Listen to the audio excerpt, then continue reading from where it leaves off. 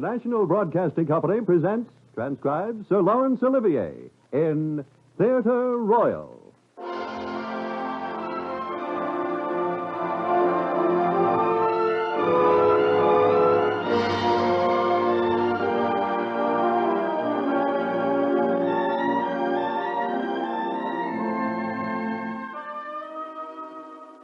This is Lawrence Olivier.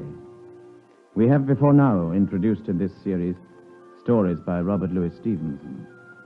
Today we have chosen perhaps the best-known tale he ever wrote, possibly the best-known Grand Guignol classic in literature. Also for me, it has the attraction of one of the most fascinating dual roles ever created. So now it is my pleasure to invite you to listen to Robert Louis Stevenson's story, Dr. Jekyll and Mr. Hyde.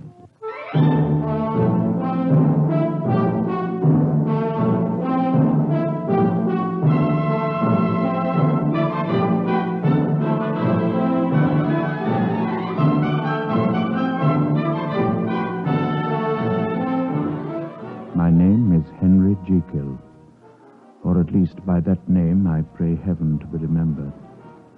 By profession, I am a doctor of medicine, a fellow of the Royal Society, a doctor of laws and of civil law. Born to a large fortune, I think I can also say on my own behalf that I'm inclined by nature to industry. I'm fond of the respect of the wise and good among my fellow men, and was once, as might have been supposed, one with every guarantee of an honorable and distinguished future. If I can hope for that no longer, well, the future is not in my hands. As for the past, the immediate past, how am I to tell it to you? For the story of my undoing is not the story of myself alone. If you are to understand it aright, it must begin as the story of another. The story of Dr. Jekyll will end, and must now begin, with the story of Edward Hyde.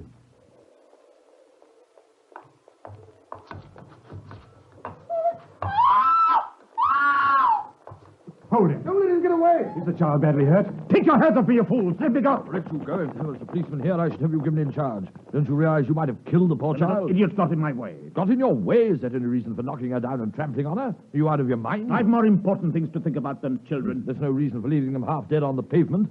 Is the child badly hurt? Her head's cut. Poor little mite. He should be sent to prison, trampling on a poor little kid like that. Did you see what he did to her, sir? The ugly brute. Yes, I saw the whole thing.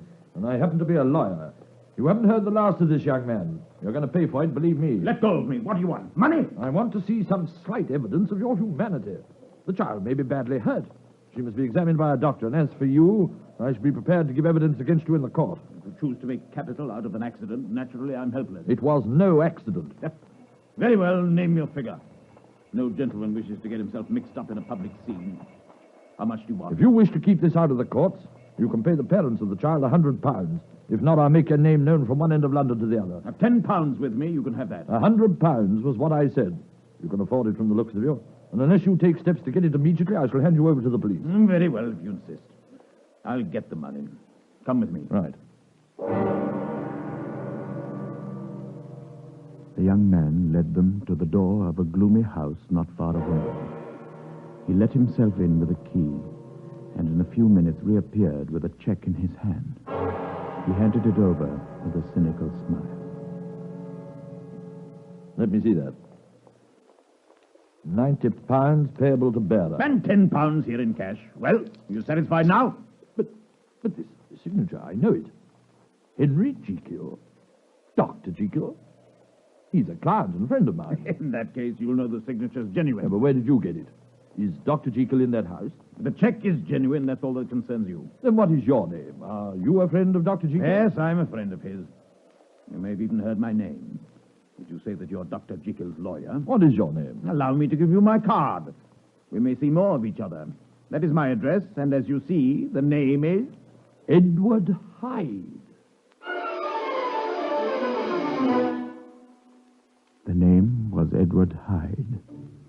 As for the signature on the check, Henry Jekyll, that was genuine enough, for I had written the check myself. Nor was I surprised to receive a visit from the lawyer the following morning. For it was not the first time that the name of Edward Hyde had been discussed between us. Once again, Jekyll, who is this Edward Hyde? He's a friend of mine. But this will that you've made out in favor of him, all that you possess, made over to him in the event of your disappearance. Why? What's the meaning behind the phrase disappearance or unexplained absence for any period exceeding 3 calendar months? Why should you disappear suddenly? I have my reasons for that clause, Utterson.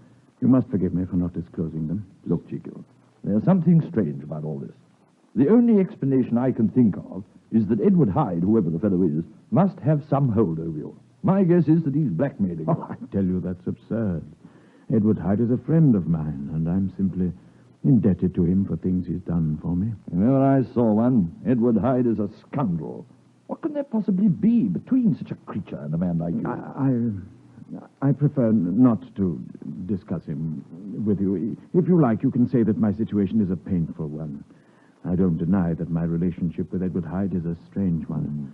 A very strange one.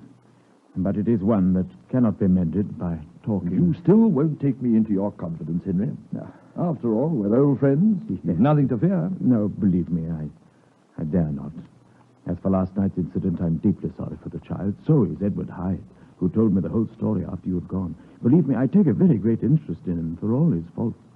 And if I'm taken away, I wish you to promise me that you will bear with him and get his rights for him. I think you would if you knew all.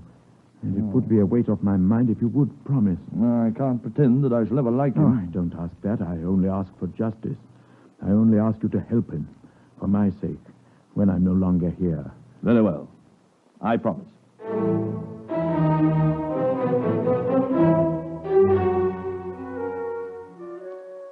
For a while, no more was heard of Edward Hyde. It was as though he had vanished off the face of the earth. If only he had done so indeed.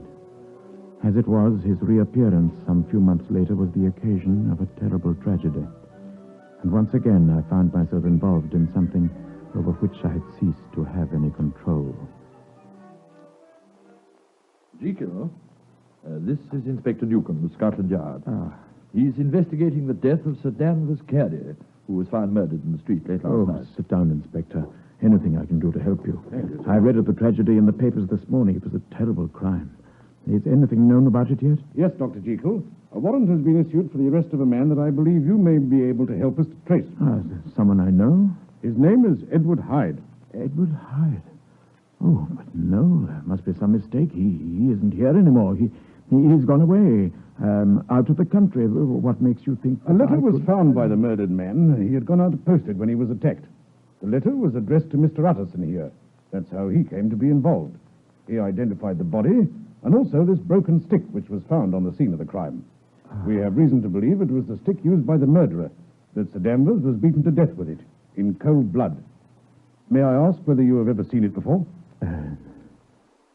Yes, it belonged to me once.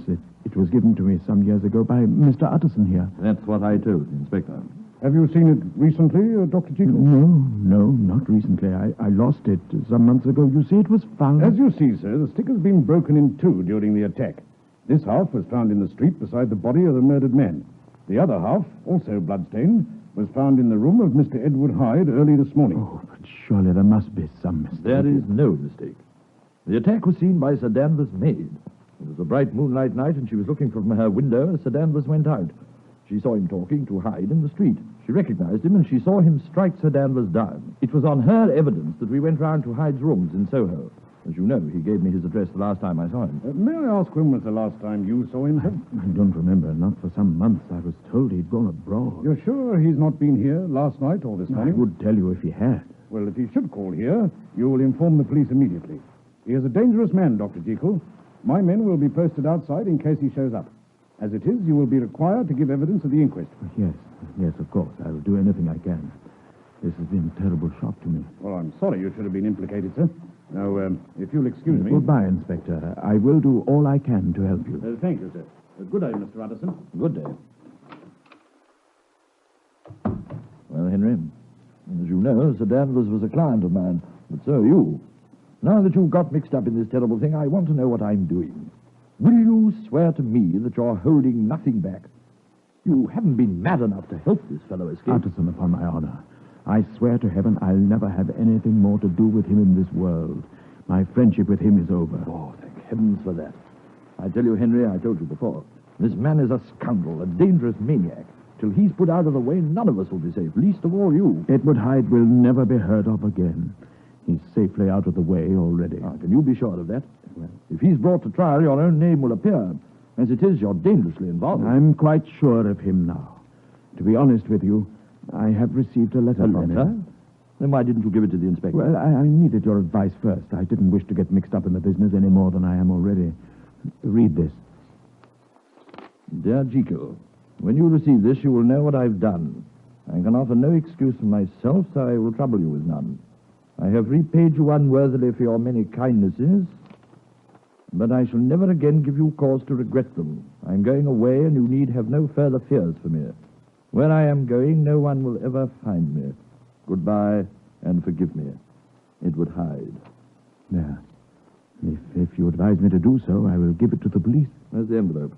I burnt it before I realized what I was doing, but there was no postmark. The letter was handed in at the door. Can Poole describe the man who brought it? No, it was left in my surgery. He must have come round through the garden. What should I do with it? I will take it. I want to think about it a little more. Tell me one thing. That clause in your will about your disappearing. It was Hyde who dictated that, wasn't it? Yes. I knew it. Oh, fool, Henry, don't you see it all? The man intended to murder you as well when it suited him. You make a will in his favor, leaving him your whole fortune. You insert a clause in that will that if you disappear for only 3 months, you're to be presumed dead, and all your fortune handed over to him without any further inquiry. You too must be out of your mind. Well, there were reasons. I can't tell you. These papers here on the table. Whose are they? There's some notes I was making about an experiment. May I look at them for a moment? If you wish. This is your handwriting, isn't it? Yes. And this is the handwriting of Edward Hyde, this note you gave me? Yes, I think so. Aren't you sure? Don't you recognize well, it? Yes, of course. I know his handwriting quite well. But what are you doing? I'm comparing your handwriting with the writing in this note that you say was written by Edward Hyde. I happen to know a certain amount about graphology. The writing of the note is different, obviously, in many ways. The slope of the letters are different. But the formation of the letters and the pressure of the hand is the same. This note is a clumsy forgery. I tell you that you forged it yourself. You don't deny it. Will you tell me why you wrote it? Why you, a man of honor, would turn to forgery to protect a murderer? If only I could have told him. If only I'd had the courage. Even if I had had the courage, would he have believed me? Not unless I'd given him the proof of what I said. The proof which I dare no longer give. The proof which would have sent me to the gallows. The proof that Dr. Jekyll and Edward Hyde were one and the same being. Or rather, that Edward Hyde was the evil part of me.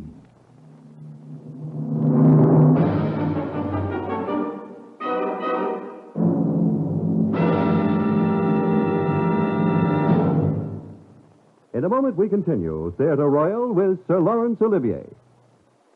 You'll enjoy the parade of fine listening in store tomorrow on NBC, when noted Italian maestro Guido Cantelli returns to the podium of the NBC Symphony in another brilliant concert from Carnegie Hall. The famed conductor has chosen music of varied styles and periods with work by Haydn, Hindemith, and Wagner for tomorrow's music classics with the NBC Symphony.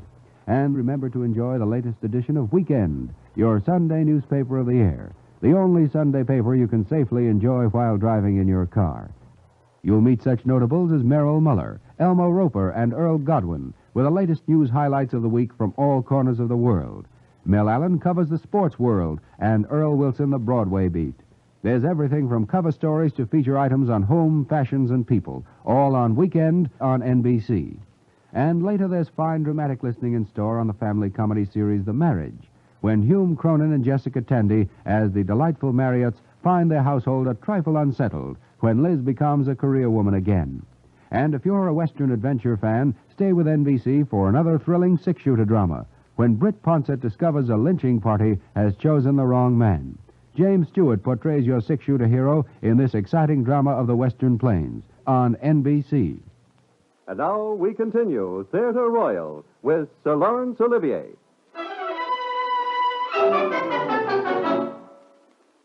The murder of Sir Danvers Carey remained unpunished, for the murderer could not be found. Despite the hue and cry, Edward Hyde had disappeared, as though he had never existed. Much of his past was unearthed, and all of it was criminal. Tales were told of him by those who had known him, tales of a callous and violent life lived among criminal companions, tales of the hatred and contempt he had evoked among all who had crossed his path. But as to his present whereabouts, not a whisper. Edward Hyde had vanished, and I alone could have solved the mystery. Well, Jekyll, this is quite a reunion. How long is it since Lanyon and you and I spent the last evening together? Far too long, I'm afraid. Yes. I'd begun to think that Dr. Lanyon would never have dinner with me again. Well, if it's my fault, I'm sorry about that. Jekyll and I had a disagreement professionally some years ago. We agreed to go our separate ways. Well, who shall affirm when doctors disagree? What was it all about? A wrong diagnosis? No. Dr. Lanyon took exception to a line of research I was interested in.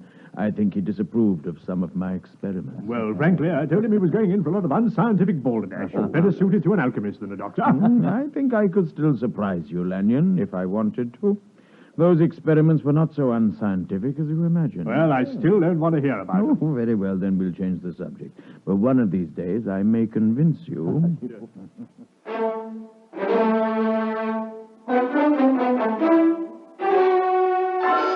One of these days. If it had only stayed as indefinite as that. But Dr. Lanyon was to be convinced before the month was out, and the discovery was to bring about his death. One morning, later that January, Dr. Lanyon received a letter. The letter was signed with my name, Henry Jekyll, and asked him to do me a certain service in the name of our old friendship. At midnight, there was a knock on his door.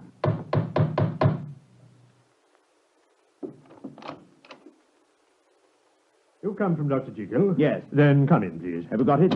Have you got it? No, just a moment. You seem to forget that I don't know you. I beg your pardon, as you say, but I'm here on behalf of Dr. Jekyll, and the matter is very urgent. No doubt. From the tone of Dr. Jekyll's letter, I gathered it must be. The letter asked me to collect some drugs from a cabinet in his surgery, a drawer full of drugs, and bring them here. I was sworn to secrecy and was asked to deliver those drugs to someone who would call here for them at midnight. Are you that man? Yes, give them to me. Where are they? Where are they? Well, the drawer's on that table. Give me a graduated glass, quickly. There's one there on the desk. Would you mind telling me what all this mystery is about? Now, you see. At first, the solution is reddish. As I add the crystals, it turns to a dark purple. It effervesces and gives off a slight vapor. And now, as the crystals dissolve, it is turning to a watery green. You see? Yes, I see all that, but what I don't see is... Well, Dr. Lanyon, which is it to be? Shall I take this little glass full of liquid away with me? Or is your curiosity too much for you? Will you be left as you are, neither richer nor wiser? Or shall I show you a sight to stagger the unbelief of Satan? Which is it to be? After all this nonsense, I might as well see the end of it. Very well, then. You're a doctor, and you remember your vows. What follows is under the seal of our profession. You didn't believe in the virtue of transcendental medicine, did you? Well, watch me closely while I drink this little glassful off.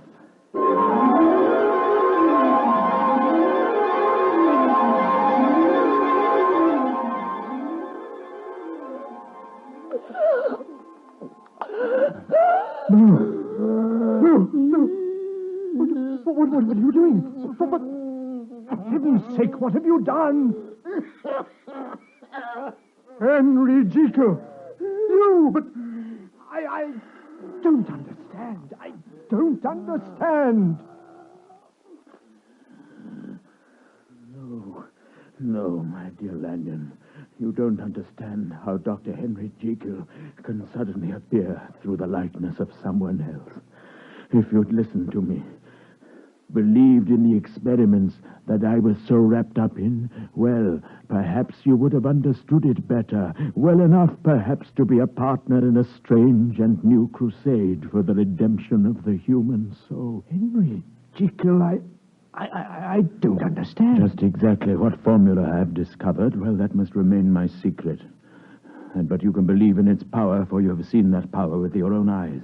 Sit down, man, and listen. It was many years ago that I first learned to recognize the thorough and primitive duality of man. I saw that two natures were contending in the field of my own consciousness, which you may call, if you like, the good and the evil. I saw that if those two natures could be separated, life would be relieved of all that was unbearable. The unjust might go his way without remorse, and the just could do the good in which he believed without any fear of his own imperfections. Well, I succeeded in finding the secret of that separation. But how? How? It's not possible to trace the whole journey, but the drug that I discovered has power to control and shake the very fortress of our identity. I discovered that drug, and a year or two ago, I tried it on myself. I suffered the most racking pains. You saw me suffer them again just now. Grinding of the bones, a deadly nausea, and a horror of the spirit that cannot be exceeded at the hour of birth or death. Then the agonies began to subside, and I came to myself again. Myself, to one part of myself, a separation of the lower elements in my soul. There was something strange in my sensations, something indescribably new and incredibly sweet. From its very novelty, I felt younger, lighter, happier in body, reckless and wicked. Oh, yes, 10 times more wicked, a slave to my own original evil. I had shrunk in size, but I had gained in the exaltation of my senses. I looked in the mirror and saw what I had become. For the first time in the history of mankind, I saw a man who was compounded only of evil. There in the mirror I saw the likeness of Edward Hyde. Edward Hyde? Edward Hyde, the murderer? Yes, the murderer-to-be. But Edward Hyde did many things before he committed murder. From that day forth, I had the choice of my two characters. The one wholly evil, the other a compound of evil and good. The Dr. Henry Jekyll that the world respected. And of those two, you chose the worse. The one that was wholly evil. Occasionally, only in the character of Edward Hyde, I sought out the pleasures that were denied to me as a respectable man. I took rooms in Soho, made myself known to Jekyll's friends in the character of Hyde, even altered my will in Hyde's behalf. If anything happened to Henry Jekyll, Edward Hyde could still enjoy the pleasures of life. You mean the drug could work both ways? It could overcome evil and bring you back to yourself? As you see, by day I could live my proper life, compounded of good and evil as all of us are, and by night I could roam the city under the most impenetrable of disguises. And Edward Hyde could commit his murders without any fear of detection? No such idea in mind when I started the adventure. The pleasures I enjoyed may have been vicious, but it was in the hands of Edward Hyde that they soon began to become criminal. This familiar that I called out of my own soul was a being inherently evil. He was selfish, bestial, and relentless. At times I stood aghast before his acts, but the situation was apart from ordinary laws and seemed to relax the grasp of my conscience. When I realized what I had done, what Edward Hyde had done, I was horrified, and terrified. From that day forth, I've never taken the drug again. And you expect me to believe that? When you come here, into this very room as Edward Hyde himself? But I don't know what happened, but yesterday, in the park, I was sitting there on the bench, drowsing in the sunshine. Perhaps it was my conscience that was drowsing. Perhaps I was dreaming of all the things that I had done when Edward Hyde was alive in me. Suddenly a qualm came over me, a terrible nausea and the most deadly shuddering. I must have fainted. But when I regained my senses, I looked down at my hands. They'd changed. They were corded and hairy hands, the hands of Edward Hyde, the murderer. My whole body had shrunk. My clothes hung formlessly and grotesquely about me as they did about the man you saw here half an hour ago. I was in a panic. A hunted murderer, wanted by the police. The drugs that I had needed to regain my proper identity, they were back in my surgery, and I dare not go back to fetch them, for my own butler would have turned me over to the police. In despair, I wrote you that letter asking you to fetch the drugs for me here. You did so, and you've saved me. I have saved you. Yes. I loathe you and despise you. To me, you're more evil than Edward Hyde himself, for it was only by your desires that he came alive at all. Why should I not denounce you to the police myself? Why should I take you on my conscience? What other crimes are you capable of committing? Oh, London, I beg you. I've learned my lesson. From now on, Edward Hyde is dead. I shall never venture anywhere without the drugs that can keep him in his cage.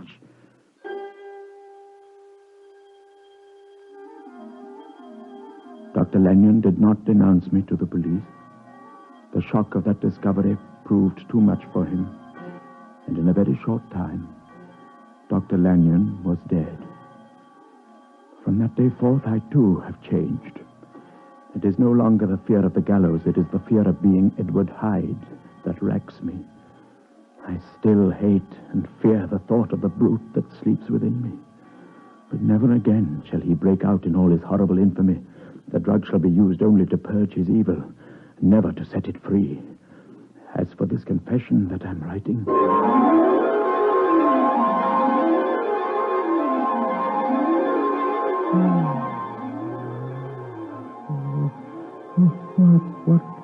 What's happening to me? The nausea, the terrible pains. No. No. No. No. No, not again. No, not that. No. Quick. The drug. Where's the drug? The solution. Where's the crystals? Quickly. Quickly.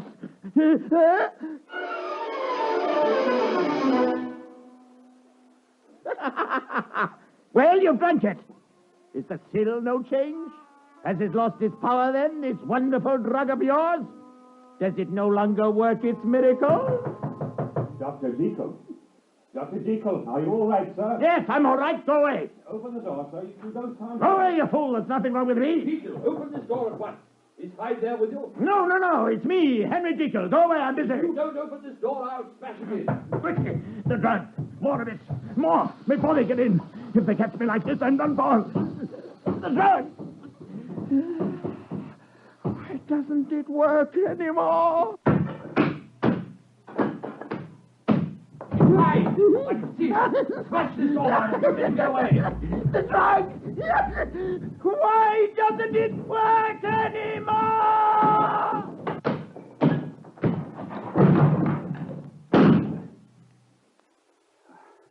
He shot himself. Mr. Hyde has shot himself. Where's the doctor? Where's Dr. Jekyll? He must have been here a moment ago. Look, this report on the table. In his writing, and the ink's still wet. Dr. Jekyll! Dr. Jekyll! Ah. True statement of Dr. Henry Jekyll touching the case of Edward Hyde. When this testimony is read, I shall be dead. And the discovery which I have made will have died along with me. For as this testimony will make too evident, my discovery was incomplete. Dr. Jekyll! Where are you, Dr. Jekyll? Yes, Henry Jekyll. If this is a true statement, where are you indeed?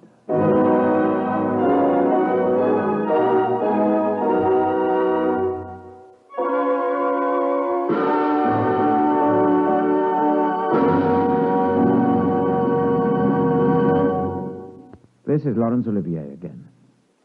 This week, in our adaptation of Robert Louis Stevenson's Dr. Jekyll and Mr. Hyde, our cast included William Mervyn, Russell Napier, Campbell Singer, and John Fraser. I look forward to the pleasure of your company next week when I shall introduce another play. Until then, au revoir, and thank you.